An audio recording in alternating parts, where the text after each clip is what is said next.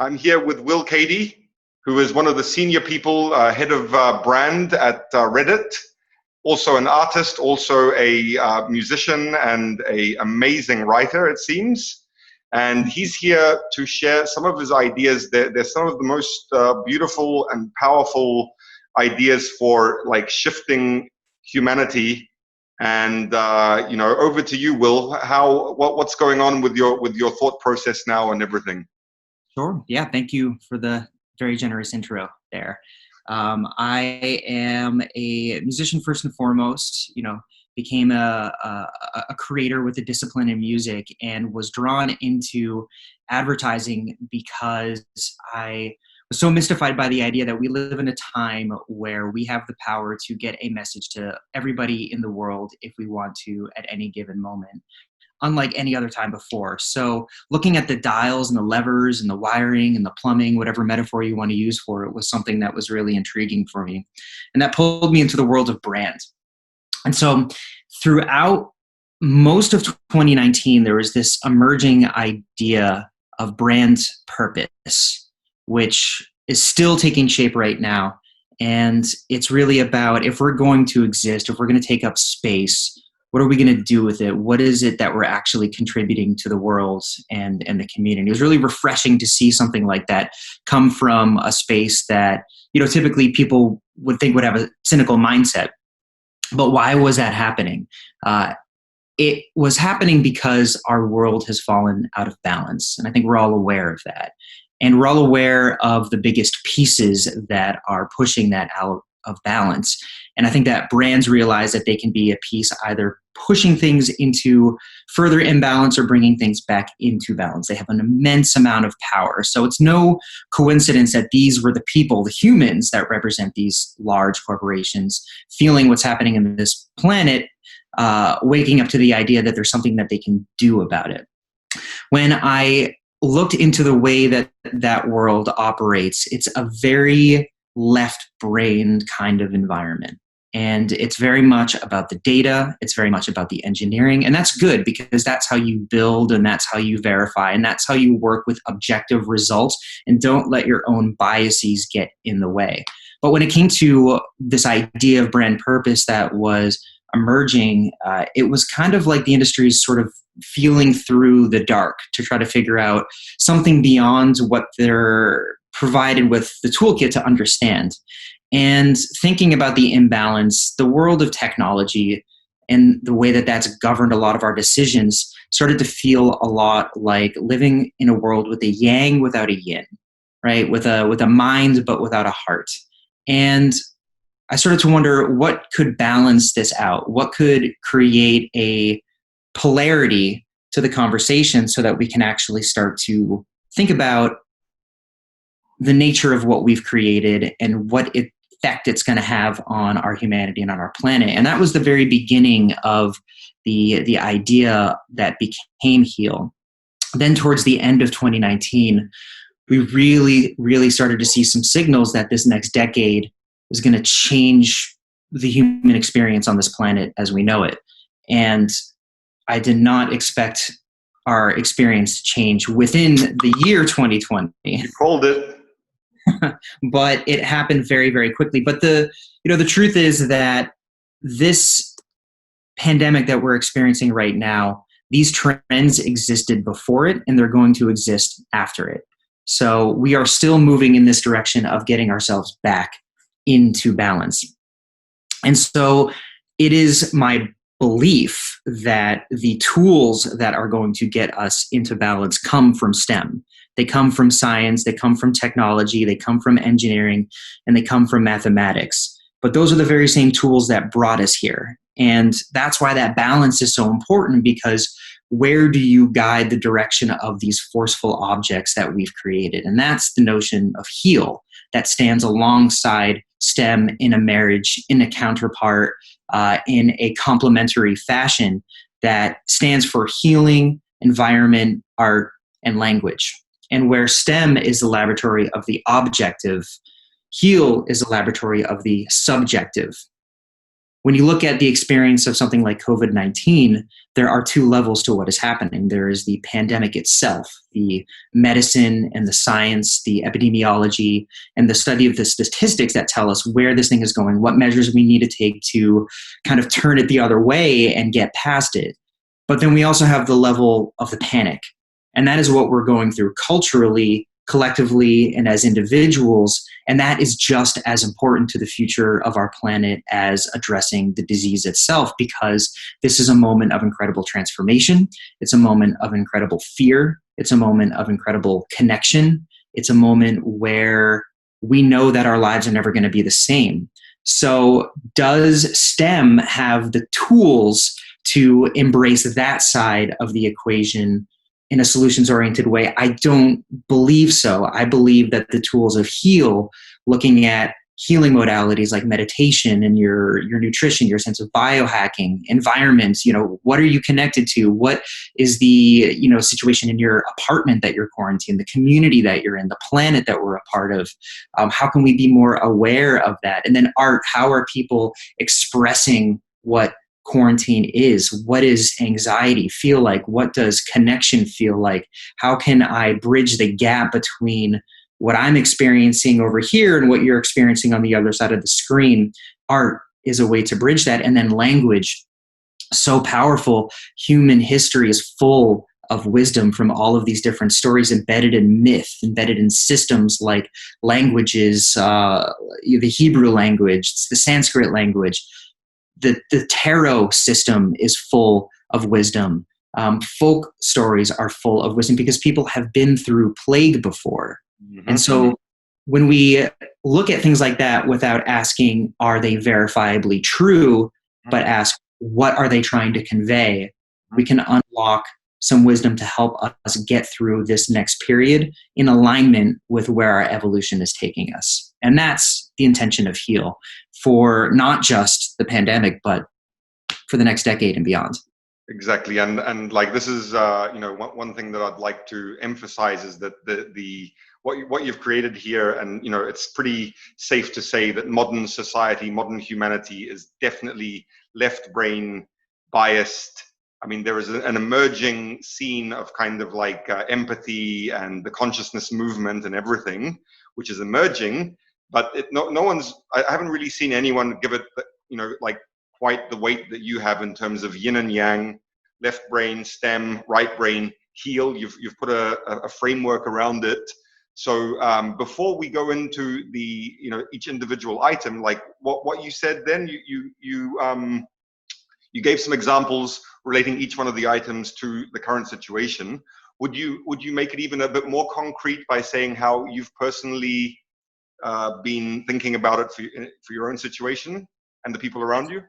Certainly, yeah. So I've been in quarantine since March 12th. Today is April 6th. That's already a lot of time. Got marks on the wall. Yeah, right. Basically. But from the beginning, the question was, okay, how can I heal in this experience? First and foremost, because you want to maintain a strong immune system, because there's the level of fear about the virus coming into the home, and then, the supplements that I've been taking. So that's like a sort of nutraceutical approach to that. But I'm also with my wife. I mean, we're doing more yoga than ever. It's become a part of our routine. We've had to reset the way that our daily calendars work. So I've put a couple of blocks of time in the mornings and in the afternoons to dedicate myself to meditating, to dedicate myself to doing a yoga practice with her, picking up and carving out time for more reading, more writing, more creativity.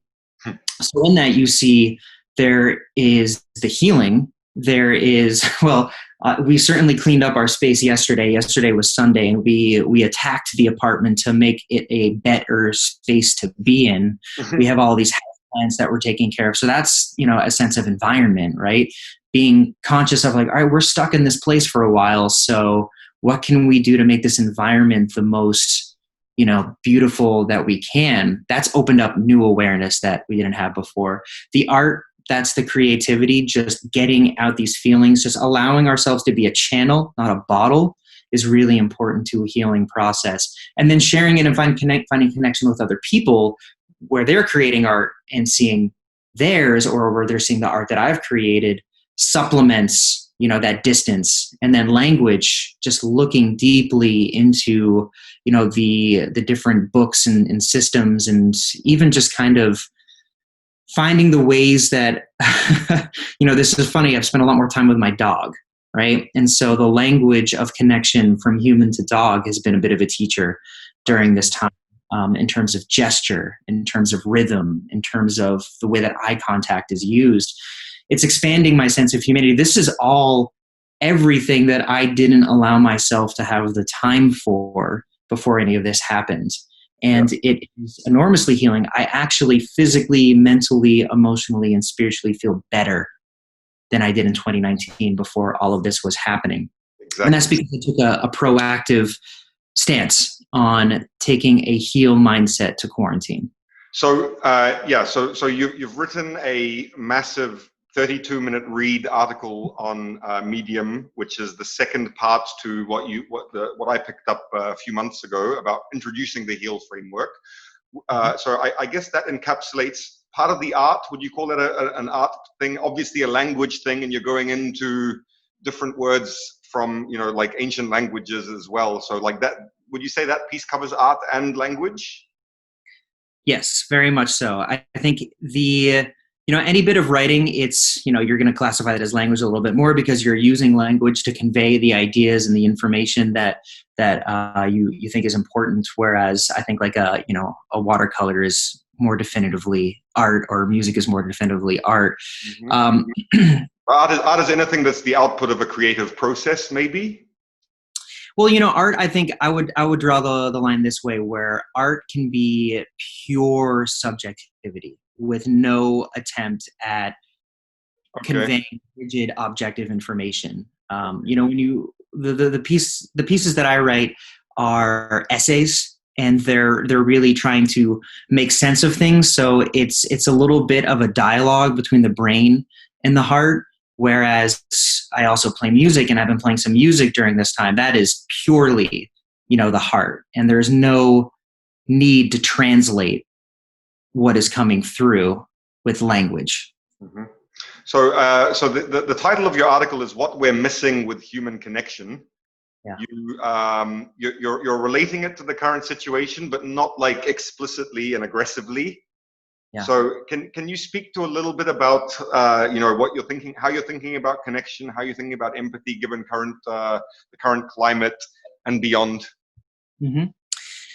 So that was actually a piece that I began working on before quarantine set in, before any of this set in, because the most startling information that I learned in 2019, but it was the most startling information I learned, I think, in the last 20 years, which is that there is quite literally a mind in our heart. There's a cluster of neurons, and it is independent, and it performs functions that we're only beginning to scientifically understand. And if you look up, what's that? What's it called? Well, it's called the intrinsic cardial plexus. Really? So it is a cluster of about 40,000 ganglion neurons in the heart that enables it to hold different heartbeat rhythms. And the brain communicates to it through two different nerves. There's the vagus nerve, which is the parasympathetic system, and then the sympathetic nerves, which is the sympathetic system. And that's all part of the autonomic nervous system. And before, we thought that the brain was regulating it constantly, that we live entirely up here in the brain. But what we've discovered is that it's more a system of the brain just sending pulses from the vagus nerve or pulses from the sympathetic nerves to say slower, faster. And it's really just very, very delicately operating, and about 90% of the signal that is being sent through these veins, like the vagus nerve, these nerves like the vagus nerve, is actually going up to the brain, not from the brain to the body. So there's this information exchange that's way more dynamic than we thought it was. And I had worked with that a little bit in 2019 and remembered some of my experiences as a musician where I used to play with my heartbeat by discovering that when I was practicing to a metronome, when I would focus, the space between the beats and the metronome would slow down. So time would slow down, but my sense of the experience of my heartbeat would stay the same.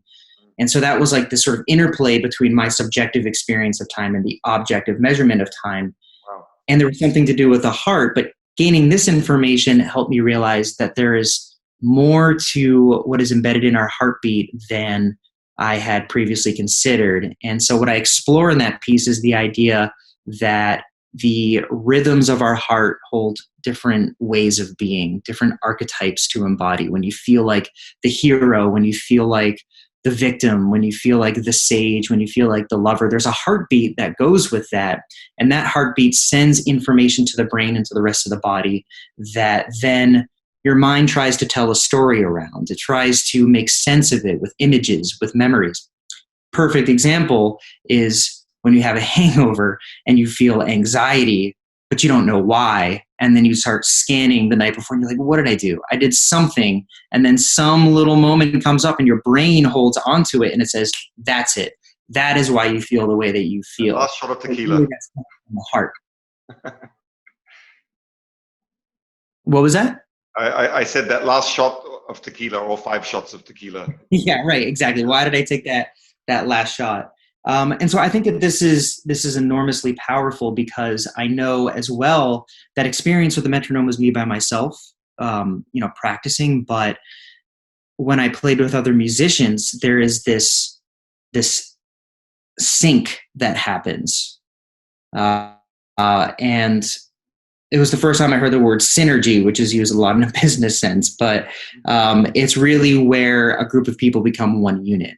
And we have been talking about empathy for a couple of years now as a culture, and we've been talking about human connection as a culture, but the way in which we're talking about it is very cerebral.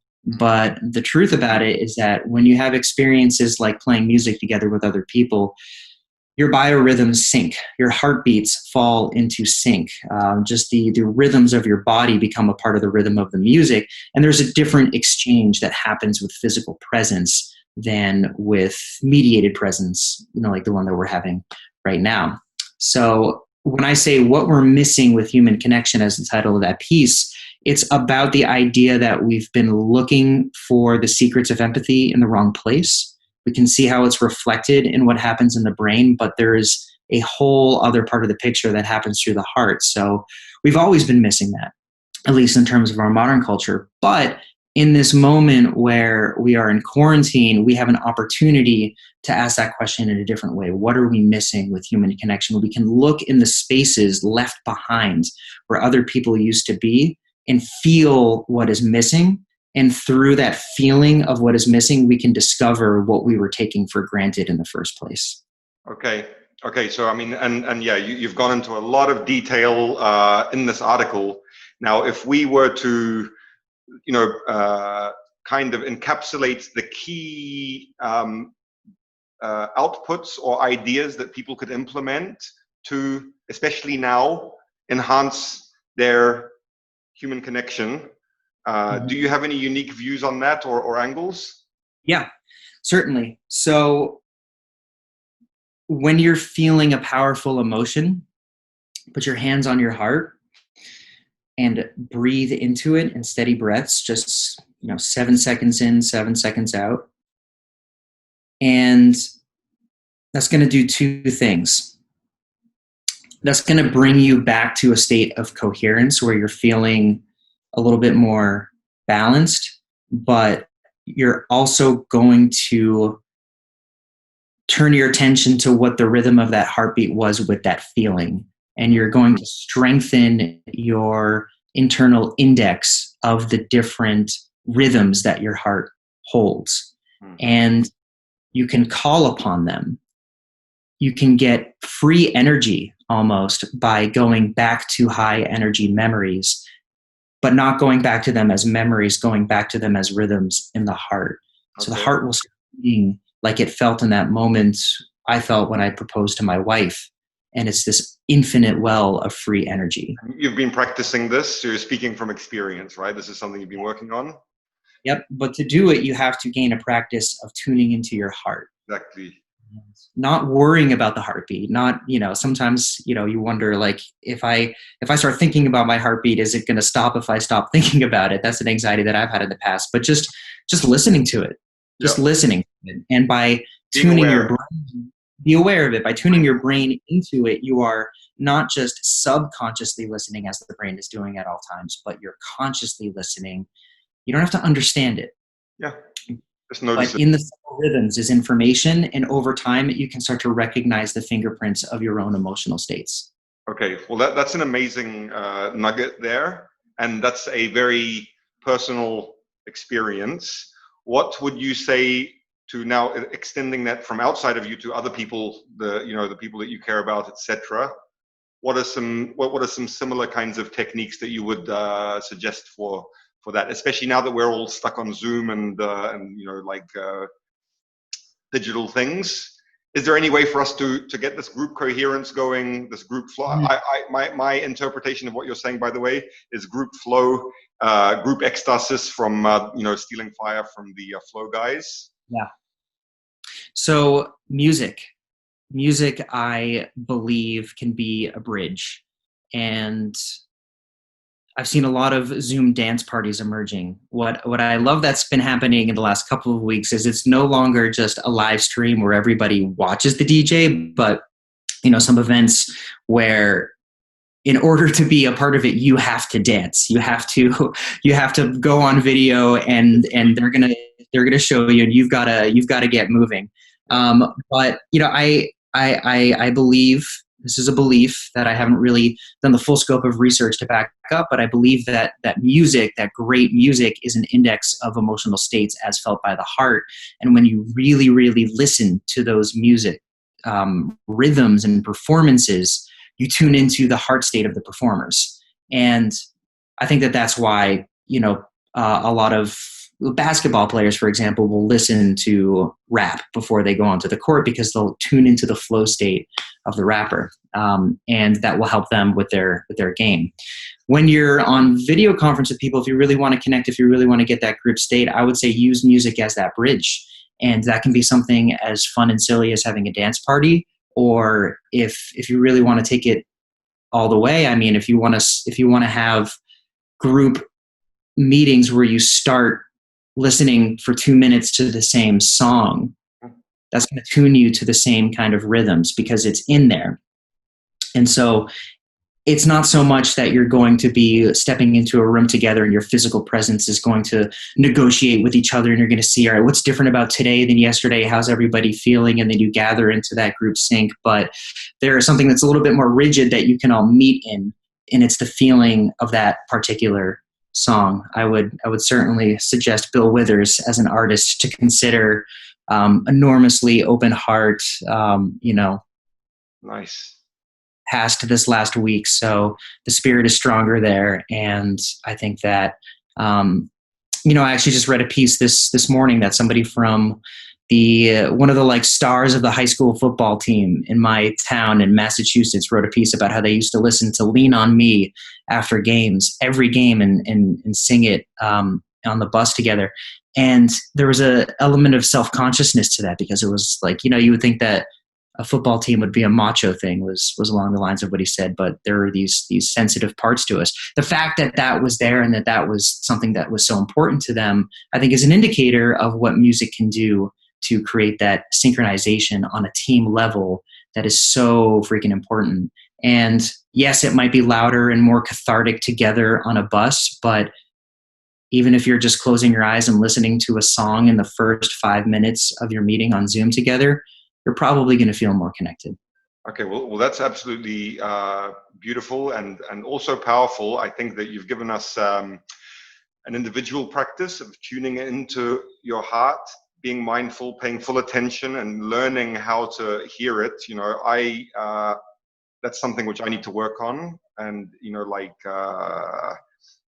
it's just a matter of practice. Number two, in terms of collective experiences now that we're isolated. If our audience wants to take some initiative and kind of show some leadership and creativity and creation, set up a group call, tell everyone this is what we're going to do. We're going to listen to this song. I'm choosing the first song, and then we'll go one by one. Maybe that'll work, maybe it won't work, but just an idea of doing something. It's a great idea. I would say show leadership by choosing the first song, but invite others to choose the song on other meetings, because that's a way that they can convey what they're feeling that they might not be able to put into words. Everyone gets to choose a song in order, like we do it when we're hanging out as well, right? It's like, okay, you get 1 or 2 songs each and then hand it over. So musical chairs, musical squares on Zoom. Yeah. So I think we have, done our job here. Like, if I wanted to ask you, you've covered some amazingly powerful and, moving ideas. If you wanted to leave our audience with some parting words or thoughts, what comes to mind? I would add that one of the most important principles that I've learned from empathetic practice is to take the time to understand what is yours, what feelings are yours, what language, what symbols, what dreams are part of your internal world, so that when you are working with others, you can understand what is theirs.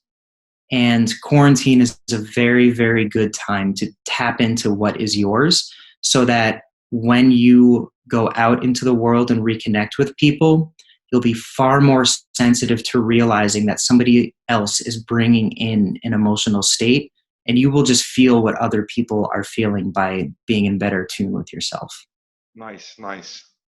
Well, that's also pretty deep. It reminds me of the concept, 7 habits: seek first to understand, then be understood.